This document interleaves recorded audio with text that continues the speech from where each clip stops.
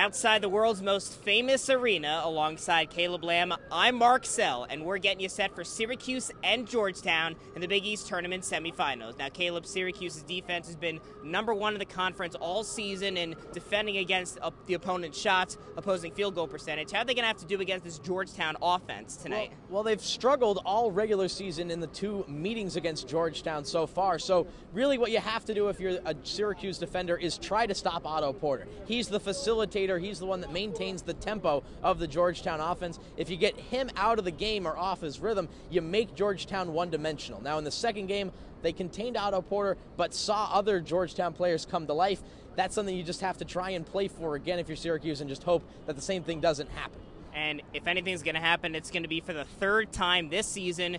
Georgetown won the first 2 meetings, and if it's one thing that Syracuse players talked about after the quarterfinal win over Pittsburgh, it's about getting revenge against their arch rivals. Yeah, this was something that, especially guys like Brandon Trish and James Sutherland, the 2 seniors, really harped on. They don't want to lose to Georgetown 3 times in the season, and the 2 regular season losses to the Hoyas were both in very big games. The overall attendance record at Syracuse, and then the last regular season meeting at Georgetown. Which they lost by 22 points. That was the big key for Syracuse, is just how badly they lost these games.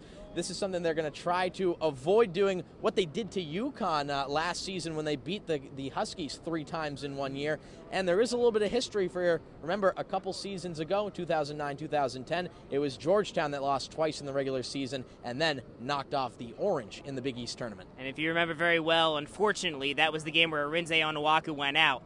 Now, is a big man going to be your X factor in this game, Caleb? Not a big man, but instead a guard, and it has to be Brandon Trish. You look at a guy who has only scored 12 points combined in the 2 games against Georgetown. That's just unacceptable from your senior shooting guard. I'm looking for Trish to really play the dominant factor in determining the outcome of this game. He has to be on for Syracuse to have a chance for the upset. I'm going to go with the other Syracuse guard as my X factor, Michael Carter-Williams. Georgetown offense, it's the Princeton offense, so they pass the ball a lot around the perimeter, milk that shot clock down. Michael Carter-Williams has to be on his toes to force turnovers and get this SU offense in transition. Finally, Caleb, what is your prediction? Well, when it's Georgetown-Syracuse, you have to think it's going to be low scoring again. But Georgetown, they've just owned this matchup this year. They look like the better team. I see Georgetown coming away with a 62-54 win. I picked Pittsburgh yesterday, but I'm going to go with Syracuse.